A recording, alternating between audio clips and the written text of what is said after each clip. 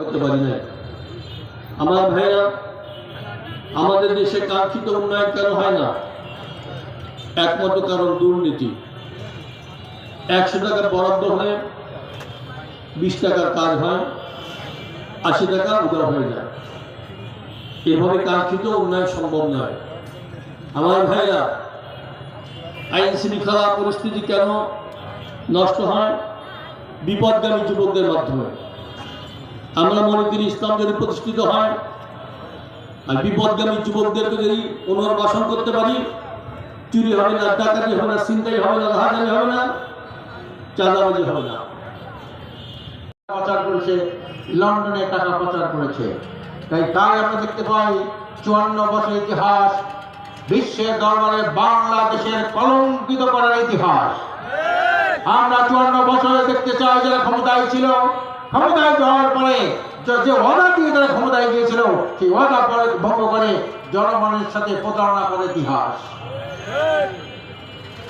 বাংলার ইতিহাস গণতন্ত্রের গণের হত্যার ইতিহাস। বাংলাদেশ ইতিহাস ভোট ডাকাতি করে যেনতেনভাবে ক্ষমতায় যাওয়ার ইতিহাস।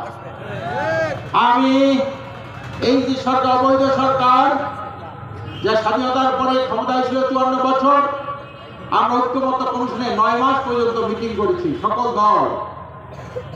দলের কথাবার্তা শুনে ঐক্যমত্য কমিশন একটা রিপোর্ট লিখেছেন, পটভূমি লিখেছেন। কি লিখেছেন?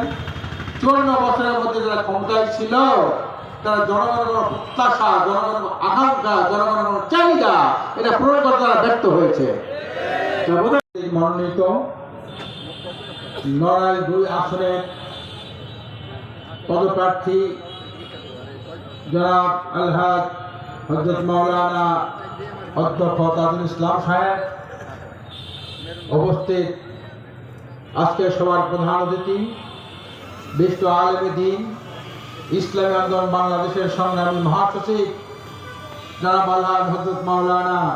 দেশ হিসেবে গড়ে তুলতে চান, এই দেশকে যদি কল্যাণকর রাষ্ট্র হিসেবে গড়ে তুলতে চান, আপনারা যদি পীর সাহেব চরমনায় আমাদের সাড়া দিতে পারেন, আমি নিশ্চয়তা প্রদান করছি আগামী সরকার হবে ইসলামিক সরকার। ঠিক না? ইসলামী সরকার যখন গঠন হবে, এই দেশে সবচেয়ে বেশি সুযোগ সুবিধা ভোগ করবে আমাদের দেশের মায়ের জাতি, আমাদের দেশের নারীরা। ঠিক না? আমি দৃঢ় কণ্ঠে বলতে চাই, আমি দৃঢ় কণ্ঠে আদালত হতে চাই, যদি আপনারা আপনাদের মহামূল্যবান ভোটের মাধ্যমে ইসলামিক সংগঠনের সঙ্গে থাকতে পারেন, হাত পাকার পক্ষে রায় দিতে পারেন, ইসলামিক সরকার গঠনের পরে আমার মায়ের জাতিরা পণ্য হিসেবে বাজারে বিক্রি হবে না। ঠিক না? নাহমাদুহু ওয়া নুসাল্লি আলা রাসূলিল কারীম। আম্মা বাদ, ফাআউযু বিল্লাহি মিনাশ শাইতানির রাজীম। বিসমিল্লাহির রহমানির রহিম। ইসলাম দেশ, মানবতার অতন্দ্র প্রহরী ইসলামী আন্দোলন বাংলাদেশ নড়াইল জেলা কর্তৃক আয়োজিত একটি সম্মাননা ক্রেস্ট উপহার দিচ্ছেন।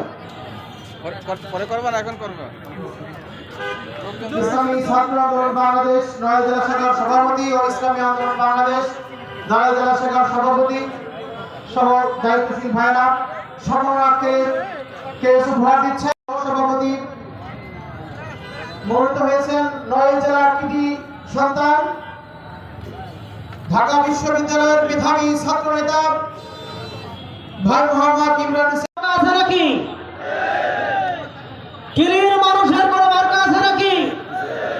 খেটে খাওয়া মানুষের কোনো মার্কা আছে নাকি? এই সেই মার্কা। মোস্তফা কামাল আরো আমাদের মাঝে উপস্থিত আছেন একদম রূপ পর্যায় থেকে।